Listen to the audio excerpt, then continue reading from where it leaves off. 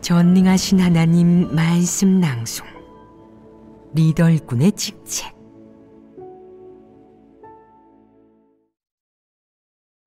리더 일꾼의 직책 14.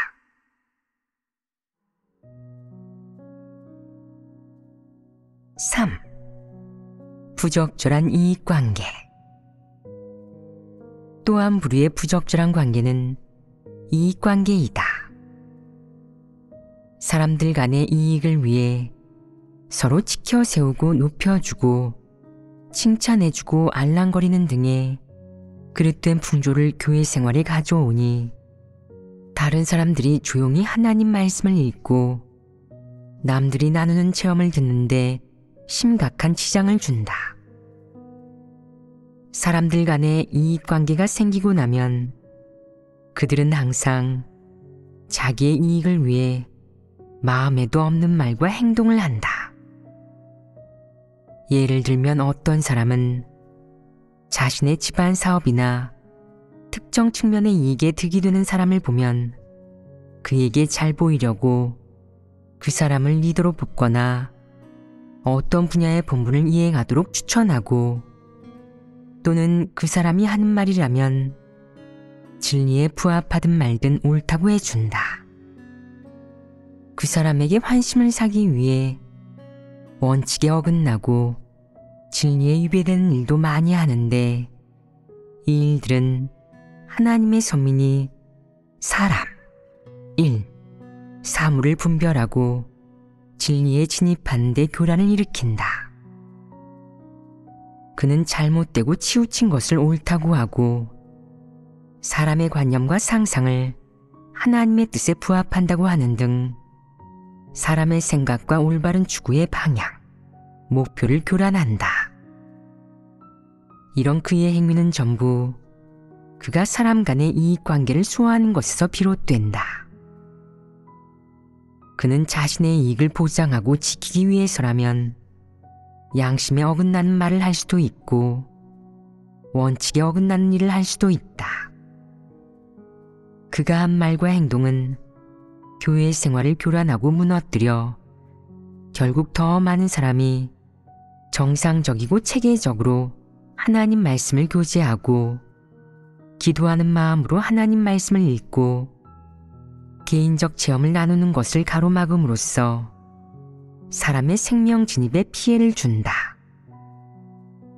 사람이 개인의 체험적 인식을 교제할 때는 늘 사람 간 이익관계에 영향을 받는다.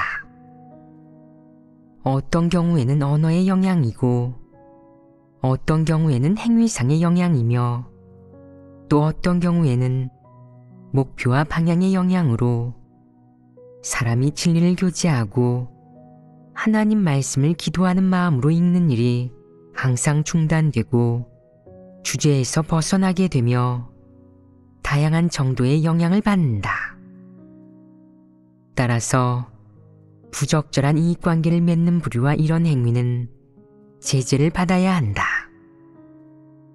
교회 리더는 이런 일이 생기면 경계하고 기민하게 대처하여 제때 저지하고 제재해야지 눈 감아 주어서는 안 되고 더욱이 관용을 베풀어 그의 악행을 조장하거나 이런 일이 교회 생활에 생기는 것을 방임해서는 안 된다.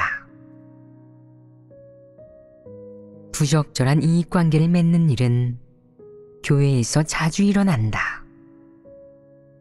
예를 들어 어떤 사람이 자기 교회 리더 선거에 참여할 생각을 가지고 사람들을 끌어들여 자기 생각을 내비치면 사람들도 바보가 아니라서 우리가 당신을 뽑아주는 대가로 무엇을 해줄 건가요? 라고 넌지시 물어본다. 이런 식으로 그들 사이에 이익관계가 생기는 것이다. 이들은 자신의 이익을 지키기 위해 예배 시간에 늘 한통속이 된다. 사람들이 어떤 사정과 내막이 있는지 모르는 상황에서 그들은 늘 그자가 얼마나 좋은지 이야기하고 그자가 어떤 일을 해서 하나님에게 인정받고 축복받았는지, 누가 얼마를 바쳤고 하나님 집을 위해 어떤 기여를 했는지 이야기하면서 늘 서로 지켜 세우고 칭찬한다. 그들이 교회 생활을 하면서 항상 이런 것들을 내보이는 목적은 그들이 사전에 이룬 합의를 위한 것이고 그들 간의 이익을 지키기 위한 것이다. 예를 들면 어떤 사람은 당신이 날 리더로 뽑아주면 리더가 되고 나서 팀장을 시켜줄게요. 라고 한다. 그들 각자가 모두 이익을 얻고자 하지 않느냐. 이익을 얻기 위해 무슨 말이나 행동이라도 해야 하지 않겠느냐. 그래서 그들이 예배 시간에 서로 다른 모습을 보이는 것이고 그 목적은 모두 그들이 사전에 합의한 내용과 관련된 이익을 위한 것이다. 그들이 이 목적을 이루기까지 한 모든 행동은 대부분 이익을 좇는 것이다. 그렇다면 그들 언행의 속셈과 목적이 부적절하지 않겠느냐? 그들끼리 맺은 이 관계는 부적절한 관계가 아니겠느냐? 이런 부적절한 관계는 교회에서 제재받아야 하지 않겠느냐? 어떤 사람은 발견하지 못하면 어떻게 제재하나요? 라고 한다.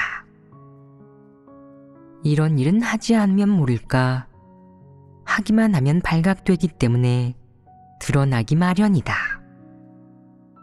사람이 만약 정당하게 진리를 교제하고 개인적 인식과 체험을 교제하며 진리와 무관한 일은 그 무엇도 뒤섞지 않는다면 모두 그것을 알아차릴 것이고 불순물이 있다면 또한 분별할 수 있을 것이다.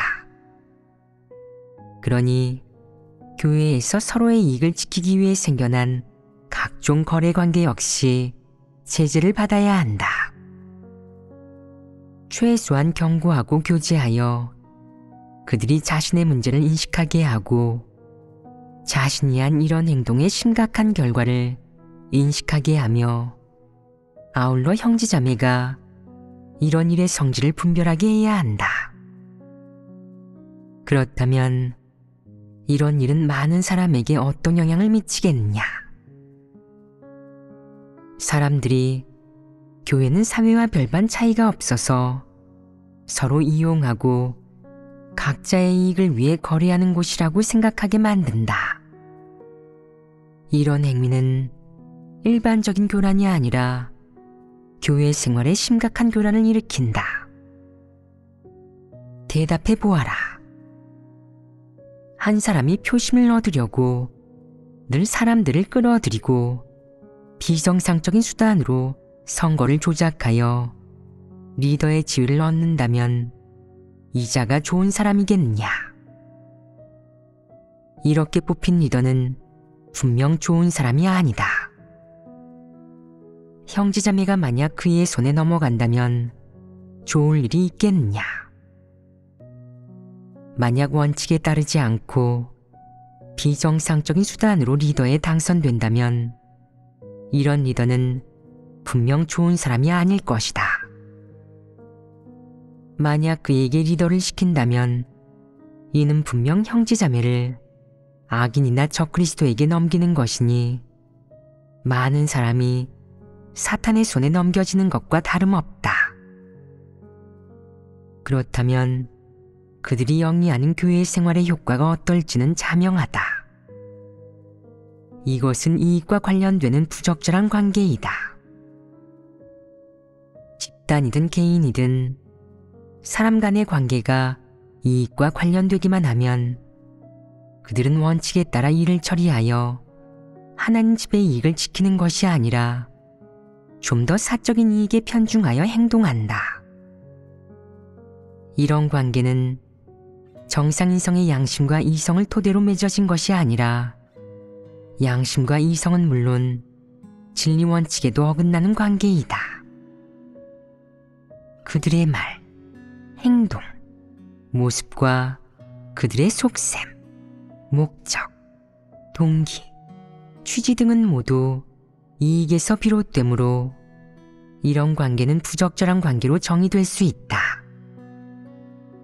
이런 관계의 형성은 하나님 선민들의 교회 생활을 교란하고 많은 사람이 하나님 앞에서 조용히 하나님 말씀을 읽고 진리를 교제하기 어렵게 만들기 때문에 이런 부적절한 관계는 교회에서 제재받아야 하며 사안이 심각해서 악인의 행위에 해당할 경우 경고해야 한다.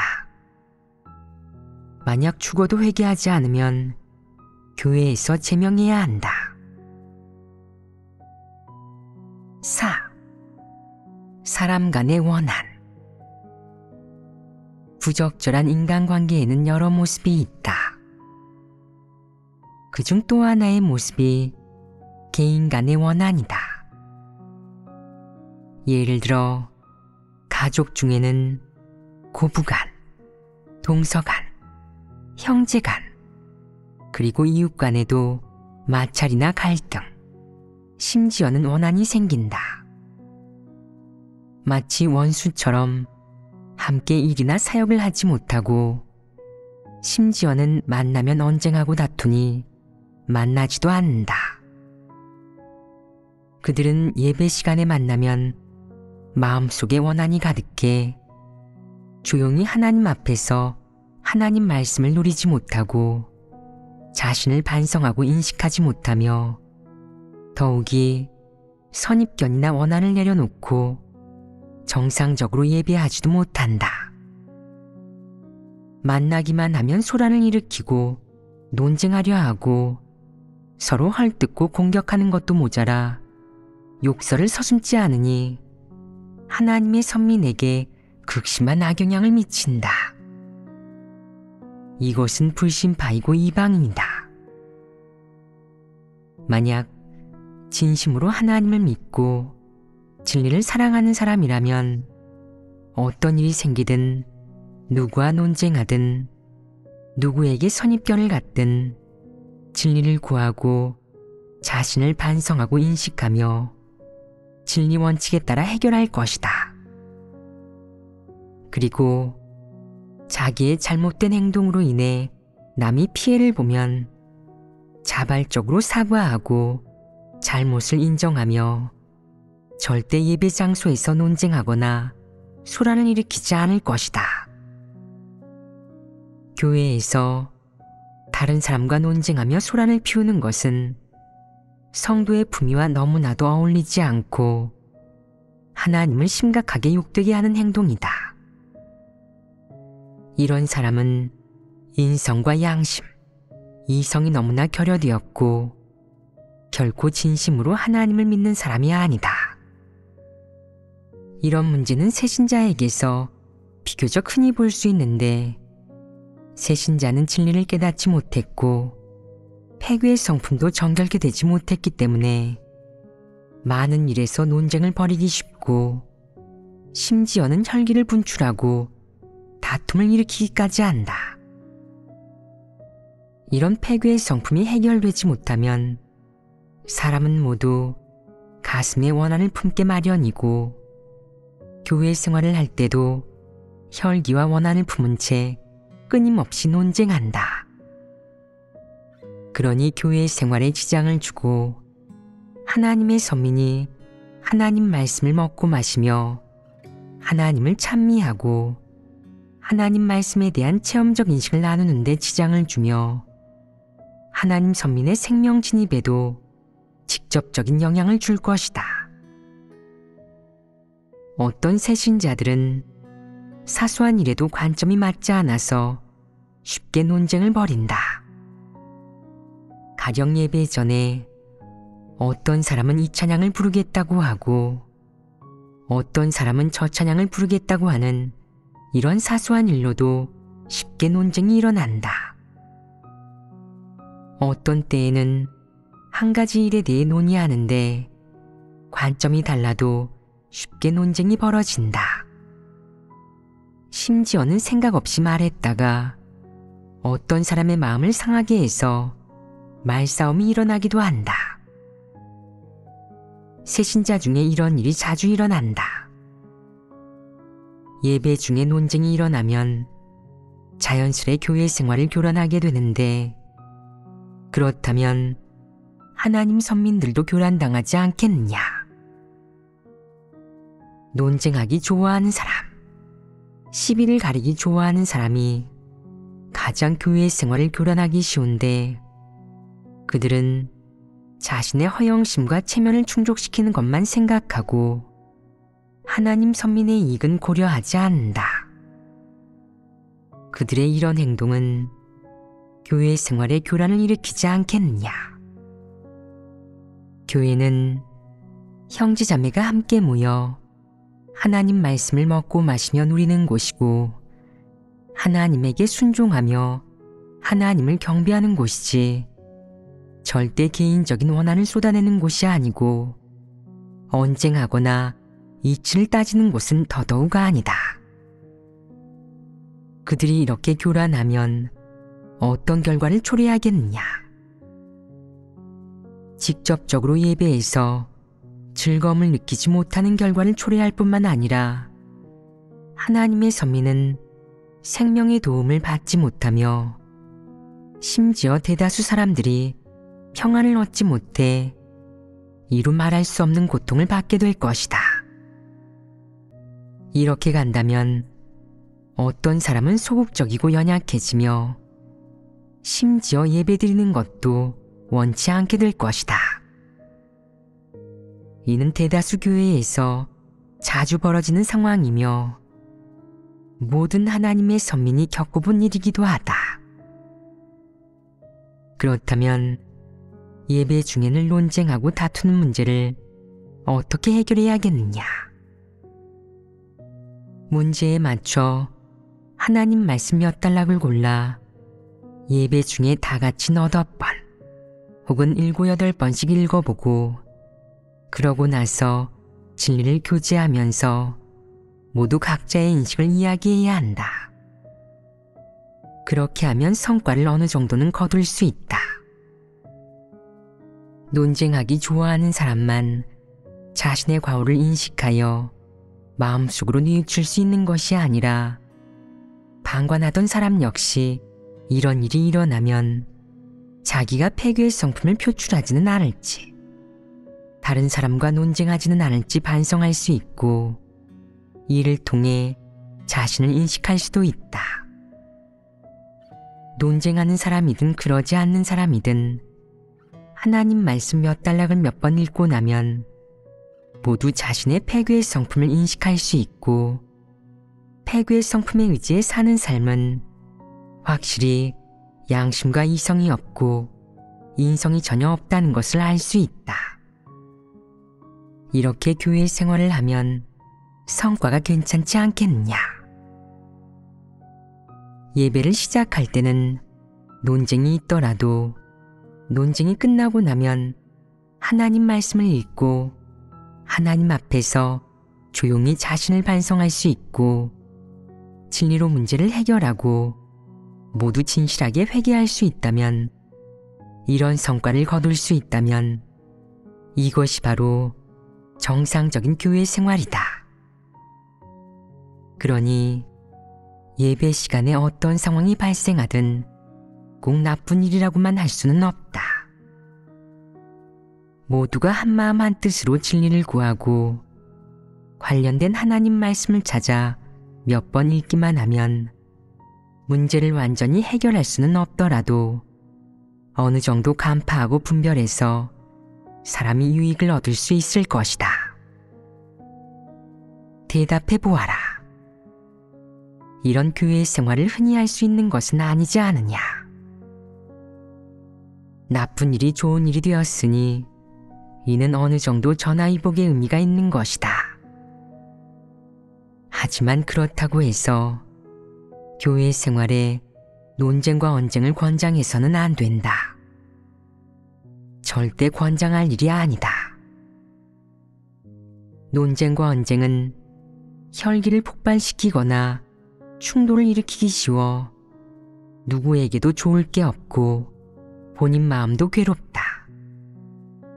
그러니 진리를 구해 해결하는 것이 가장 좋은 방법이다. 사람이 진리를 깨달으면 앞으로 유사한 사건이 발생하는 것을 효과적으로 피할 수 있다. 현명한 사람은 다른 사람과 마찰이나 충돌이 생기면 인내와 포용의 자세를 취해야 한다. 본인도 폐괴의 성품이 있고 다른 사람에게 쉽게 상처를 줄 수 있기 때문이다. 따라서 폐괴의 성품을 표출하면 재빨리 하나님에게 기도하고 진리를 구하여 문제를 해결해야 한다. 이렇게 해서 예배 시간이 되었을 때 개인적인 원한이 이미 해소되고 기분도 자유로워지면 형제자매와 화목하게 지내고 조화롭게 협력하기가 쉬워진다. 어떤 형제자매가 폐괴의 성품을 표출하는 것을 보든 사랑으로 도와주어야지 판단하고 정죄하고 내쳐서는 안 된다. 한두 번 도와주어도 문제가 해결되지 않을 수도 있겠지만 그래도 포용하고 인내해야 한다. 그가 교회 생활을 교란하지 않고 의도적으로 악을 행한 것이 아닌 이상 끝까지 포용하고 인내해야 한다. 언젠가 그가 깨달을 날이 있을 것이다. 만약 인성이 악한 사람이라 도움을 전혀 받아들이지 않고 진리를 아무리 교제해도 받아들이지 않는다면 그는 진심으로 하나님을 믿는 사람이 아니다. 이런 사람은 멀리해야 한다. 만약 그가 반복해서 교회 생활을 교란한다면 원칙에 따라 대하고 처리해야 한다. 그런데 그가 악인이 아니라 단지 폐괴의 성품을 자주 표출하는 것이라면 속으로 스스로를 증오하지만 막상 일이 닥치면 마음처럼 되지 않는 것이라면 이런 사람은 사랑으로 도와주어서 진리를 깨닫고 자신의 폐괴 표출을 분별하며 인식하도록 해주어야 한다. 이렇게 하면 앞으로 폐괴를 점점 덜 표출하게 될 것이다. 단지 형제자매가 간혹 약간 영향받는 정도라면 이해해 줄 수 있다. 그의 인성에 큰 문제가 없고 간사하거나 악한 사람만 아니라면 진리를 교제하여 붙들어주고 도와주어야 한다. 그가 진리를 받아들일 수 있다면 사랑으로 대해주어야 하고 회개하지 않고 오랫동안 교회 생활에 지장을 줄 수 있다면 교회 리더가 경고하고 제재해야 한다. 시종일관 진리를 받아들이지 못한다면 이런 사람은 악인에 해당한다. 악인은 누구와도 화합하지 못하는 암적인 존재로 모두 마귀이니 교회에 남겨둔다면 방해와 교란만 일으킬 뿐이다. 그러니 몇 번이고 타일러도 고치지 않는 사람은 악인으로 간주해 처리하고 교회에서 제명해야 한다. 늘 교회 생활과 하나님 선민의 생명 진입을 교란하는 사람은 모두 불신파, 악인에 속하니 반드시 교회에서 제명해야 한다. 그 사람이 누구든 그가 예전에 어떤 모습을 보였든 늘 교회 사역과 교회 생활을 교란하며 책망과 훈계를 받아들이지도 않으면서 항상 자신의 억지 논리를 말한다면 반드시 그를 교회에서 제명해야 한다. 이렇게 하는 것은 전적으로 교회 사역이 정상적으로 진전되게 하기 위한 것이고 전적으로 하나님 선민의 유익을 보호하기 위한 것이다. 이는 진리 원칙과 하나님 뜻에 완전히 부합한다.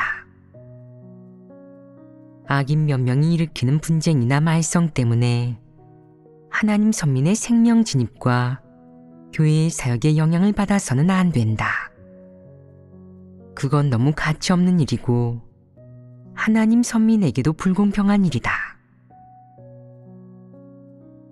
만약 악인이 교회의 선을 교란하여 교회 생활의 효과가 좋지 않다면 이 문제를 해결하는 최선책은 교회가 유형별, 팀별 예배를 실행하는 것이다.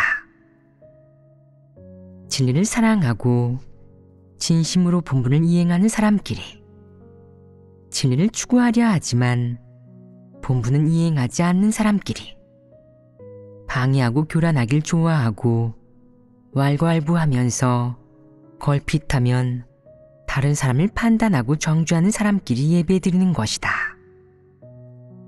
이렇게 하면 교회 사람들이 크게 세 부분으로 나뉘는 것이고 각기 부류대로 나뉜다고도 할 수 있다. 이렇게 예배드리면 서로 영향을 주지 않는다. 인성이 안 좋은 사람이 아무리 제멋대로 못되게 굴어도 다른 사람에게 영향을 끼치지 않고 그들 자신에게만 해를 끼칠 뿐이다. 어떤 사람은 성품이 흉악해서 자기에게 상처 주는 말을 하거나 미움을 사는 사람이 있으면 원한을 품고 어떻게 해서든 공격하고 보복한다. 아무리 진리를 교제하고 책망과 훈계를 해도 받아들이지 않고 죽어도 회개하지 않으며 교회 생활을 계속 교란한다. 이는 그들이 악인이라는 방증이다. 이런 부류의 악인은 더 이상 용납해서는 안 되고 진리 원칙대로 그들을 교회에서 제명해야 한다. 이것이야말로 문제를 철저히 해결하는 것이다. 성품이 흉악한 사람은 어떤 잘못을 저지르든 어떤 못된 짓을 하든 누구도 그를 폭로하거나 책망하고 훈계하는 것을 용납하지 않는다. 만약 누군가 그를 폭로하거나 그에게 미움을 산다면 그는 머리끝까지 화를 내며 끝도 없이 복수할 것이다. 그는 사람에 대해 티끌만한 인내심도, 관용도, 포용도 없다. 그의 사람됨의 원칙은 무엇이냐?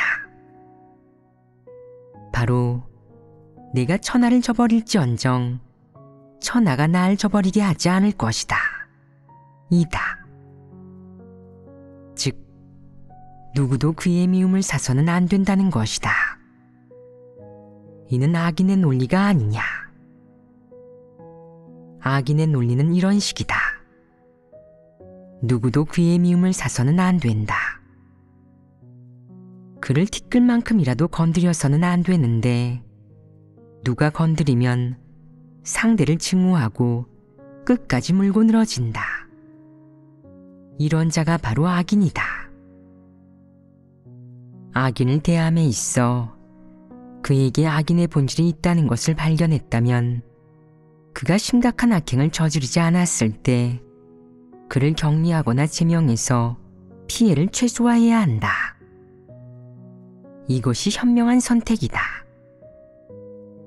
그가 큰 화를 초래한 다음 처리한다면 이미 수동적인 상황에 처하게 된 것이다. 이는 리더 일꾼이 너무 어리석고 일처리의 원칙이 없음을 의미한다. 어떤 리더 일꾼들은 이토록 어리석고 무지해서 굳이 확실한 증거가 나온 다음에 악인을 처리하려 한다. 그래야만 마음이 편안하다고 생각한다. 사실 악인을 확정하는 데에는 확실한 증거가 필요하지 않다. 평소 그들의 언행만 봐도 알 수 있다. 악인으로 확정되고 나면 우선 그를 제재하거나 격리해도 된다. 그러면 교회의 사역과 하나님 선민의 생명 진입에 손해를 입지 않도록 보장할 수 있다. 어떤 리더 일꾼은 악인을 분별하지 못해서 악인을 제때 처리하지 못하는데 그 결과 교회 사역과 교회 생활에 영향을 주고 하나님 선민의 생명 진입에 차질을 빚는다. 어리석기 그지없다. 거짓 리더는 바로 이렇게 사역한다. 한편으로는 분별하지 못하고 다른 한편으로는 다른 사람에게 미움을 살까봐 무골호인이 된다. 이런 자가 리더가 되면 첫째, 실질적인 사역을 하지 못하고 둘째, 하나님 선민에게 해를 끼친다.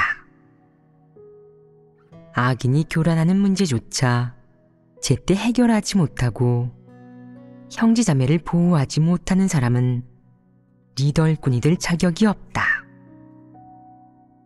대답해 보아라. 만약 한 사람이 악인으로 규정되었다면 진리를 교제하여 그를 도와줄 필요가 있겠느냐? 기회를 줄 필요가 없다.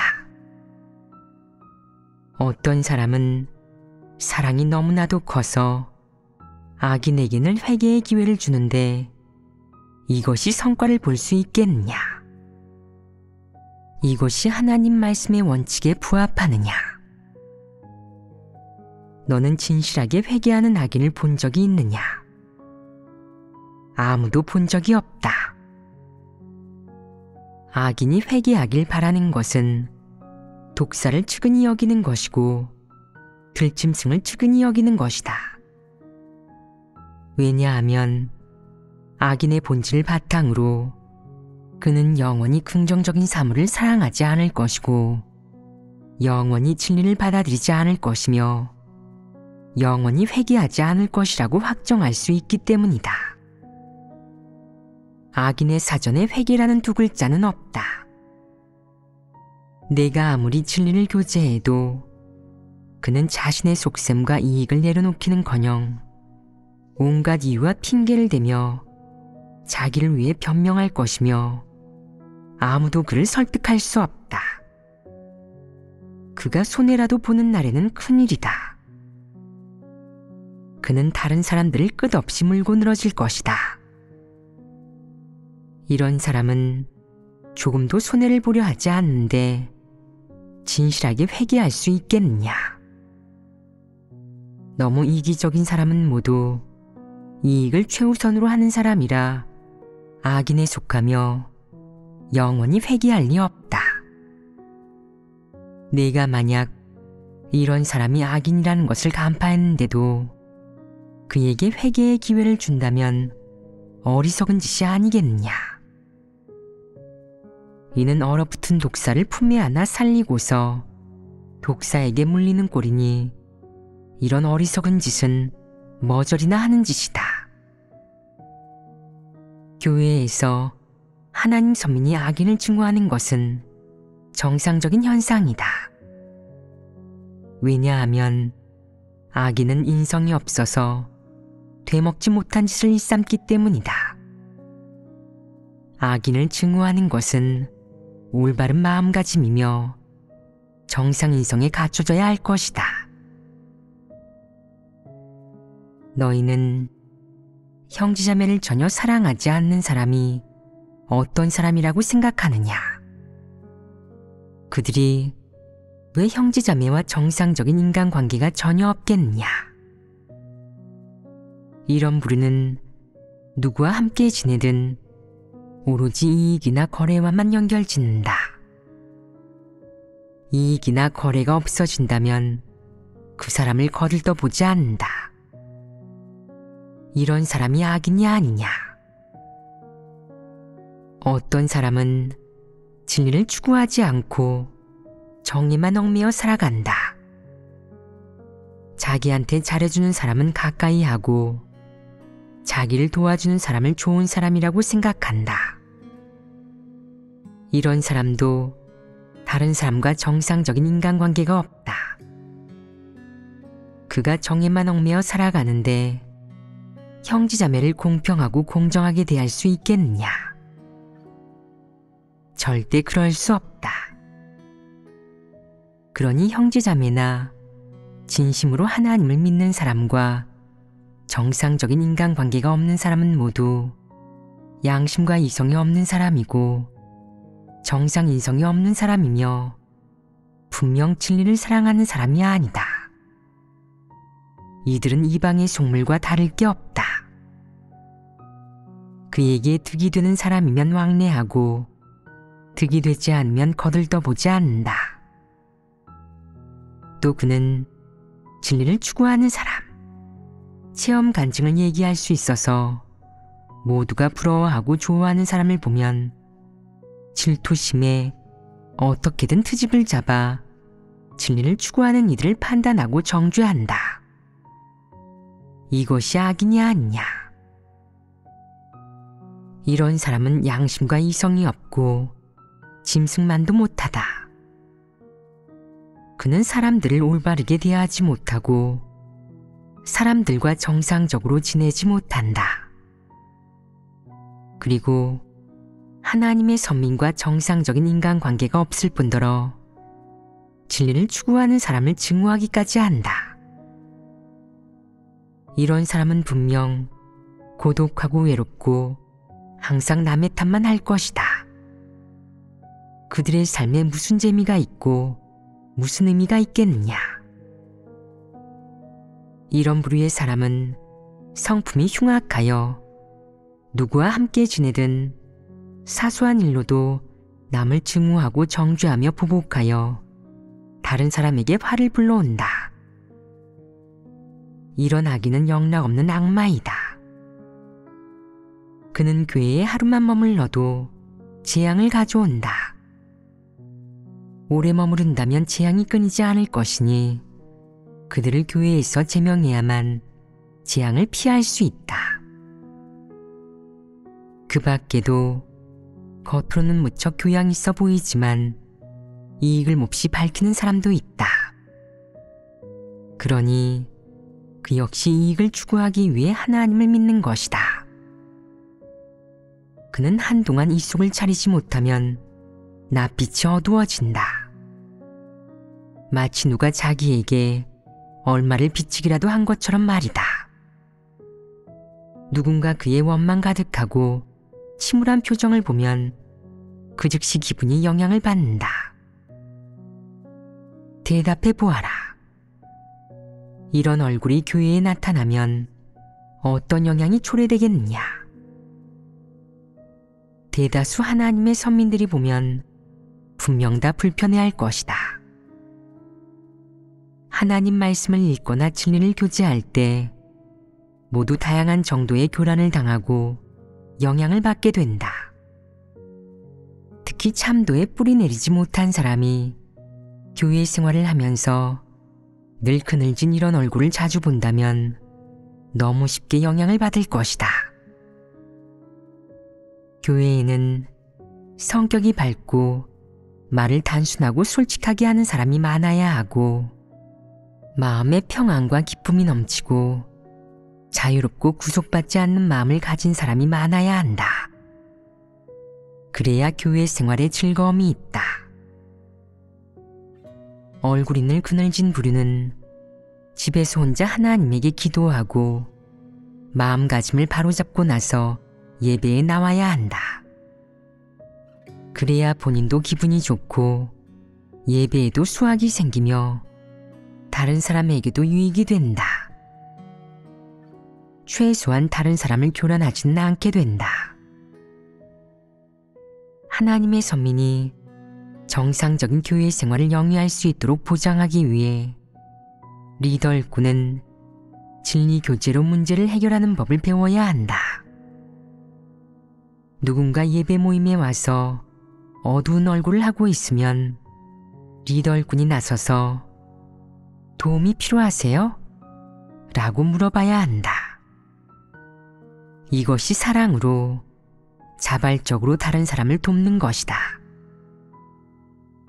만약 리더 일꾼이 문제가 있는 사람을 보고도 신경 쓰지 않거나 늘 그늘진 사람을 보면 숨거나 회피하면서 진리를 교제하여 그의 그늘을 걷어주지 않는다면 실질적인 사역을 하는 사람이 아니다. 리더 일꾼이 교회의 사역을 제대로 하려면 먼저 하나님 선민과 마음을 나누는 사람이 되어야 한다. 이방인이 말하는 목민관처럼 말이다. 어떤 사람은 목민관이 되려 하지 않고 방관자 노릇만 하려고 하는데 그러면 어찌 하나님의 서민이 교회 생활을 제대로 할 수 있도록 이끌 수 있겠느냐? 사실 사람의 마음에 문제가 있는지는 그의 낯빛을 보면 조금은 알 수 있다. 만약 누군가의 얼굴이 늘 그늘져 있다면 분명 마음이 한 줄기 빛도 없이 어두운 상태일 것이다. 하루 종일 시비와 논쟁 속에서 사는데 얼굴에 미소가 생기겠느냐? 이런 사람의 얼굴엔 온종일 먹구름이 잔뜩 껴있고 그늘이 거치지 않기 때문에 본분 이행도 지장을 받을 것이다. 만약 리더 일꾼이 문제를 처리도 해결도 하지 않고 꾸물거려 형제자매들이 늘 교란당하고 극심한 고통을 받게 한다면 이는 그 리더 일꾼이 실질적인 사역을 하지 못하고 진리로 문제를 해결하지 못하는 머저리라는 방증이다. 리더 일꾼이 만약 진리를 깨달아서 형제자매에게 있는 문제를 발견하고 제때 붙들어주고 도와줄 수 있다면 상대의 문제를 해결할 수 있도록 도와줄 수 있을 뿐만 아니라 진리 원칙을 깨달아 본분을 제대로 이행하게 해줄 수도 있을 것이다. 이렇게 본분을 이행하고 일을 처리하면 효율적이기도 하고 교회의 사역도 지장을 받지 않을 것이다. 만약 리더 일꾼이 제때 문제를 발견하지 못하고 해결하지도 못한다면 교회의 사역에 지장을 주게 될 것이다. 리더 일꾼이 문제를 발견하지 못하고 처리하지 못해 교회의 사역이 손해를 입고 그로 인해 하나님 선민의 생명 진입에도 차질이 생긴다면 이는 하나님과 하나님 선민에게 죄스럽지 않겠느냐? 원칙 없이 일을 처리한 것이 아니냐? 문제의 본질을 간파하면 한치의 망설임도 없이 제때 처리할 수 있는 것이 책임을 다하고 충성을 다하는 것이며 이로써 본분 이행이 합격인 것이다. 오늘 교제한 6번째, 부적절한 관계를 맺는다에 대해 교회 생활에서 나타나는 이런 문제들은 기본적으로 다음과 같은 몇 가지로 나눌 수 있다. 부적절한 남녀관계, 동성관계, 이익관계, 그리고 사람 간의 원한이 그것이다. 사람 간 육적인 정욕의 관계나 육적인 이익의 관계, 육적인 정으로 얽힌 관계는 모두 부적절한 관계에 해당한다. 이런 부적절한 관계는 모두 정상인성의 양심과 이성의 범위를 넘어서기 때문이다. 이런 부적절한 관계가 존재하므로 사람은 일정 정도 방해를 받기 마련인데 그보다 더 심각한 문제는 사람의 생명 진입이 교란당하고 사람의 진리 추구 및 하나님에 대한 인식 추구 역시 교란을 받는다는 점이다. 이런 여러 가지 부적절한 관계는 모두 양심과 이성에서 생겨나는 것이 아니다 보니 정상인성에 위배된다. 그래서 사람이 이런 부적절한 관계 속에서 살면 진리를 받아들이고 실행하기 어렵고 자신이 교회 생활을 하며 생명의 성장을 추구하는 일도 교란을 받으며 교회 생활의 질서 또한 교란을 받을 것이다. 이는 하나님 선민의 생명 진입에 불리할 뿐더러 교회 사역에도 해로우니 리더 일꾼은 반드시 제때 그 문제들을 발견하고 처리해야 한다. 부적절한 관계에 대해 다양한 경우를 들어 유형별로 구분했는데 이제 너희가 사례를 들어 분별할 수 있겠느냐? 너희에게 분별하는 법을 알려주는 목적이 무엇이겠느냐? 너희가 사람 1. 사물의 본질을 분별하고 정의해서 정확한 판단을 내린 후 원칙에 따라 대할 수 있게 하려는 것이다. 이것이 궁극적인 성과이다. 이렇게 말하는 사람이 있지 않느냐. 당신은 온종일 이런 옳고 그름에 관한 일, 일상적인 일에 관한 말씀만 하시는데 이젠 그만 듣고 싶습니다. 예배도 오기 싫어요. 진리를 교제한다고 하시지 않았습니까? 어찌 일만 논하십니까? 이런 부류를 본 적이 있느냐? 이런 부류는 어떤 사람이냐? 영적인 이해력이 없는 사람입니다. 이렇게 교제해 주어도 진리를 깨닫지 못하는 사람은 정상인의 지능에 못 미치는 사람이니 이런 자는 완전히 끝장이다. 사람의 지능에도 못 미치는 자인데도 설교를 듣게 해주어야 하느냐? 그가 만약 예배 시간에 진리만 교제하시고 진리를 실행하는 이야기만 하시니 이젠 지겹습니다. 더 이상 예배에 나오기 싫어요. 라고 한다면 그의 관점이 정말 이렇다면 그는 진리를 싫어하는 사람이다.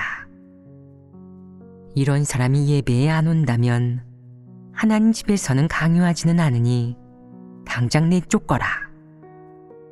본인이 예배에 오기 싫어하고 설교도 귀에 들어오지 않는다고 하니 우리도 강요하지 않겠다. 그를 힘들게 하지 마라. 이런 사람은 평생 하나님을 믿어도 진리를 깨닫지 못하고 실제에 진입하지도 못하니 헛수고만 할 것이다. 그가 신학적 지식을 듣는 것을 좋아한다면 신학적 지식이나 배우라고 하면 된다. 언젠가는 생명으로 삼을 진리를 얻지 못해 후회할 날이 있을 것이다.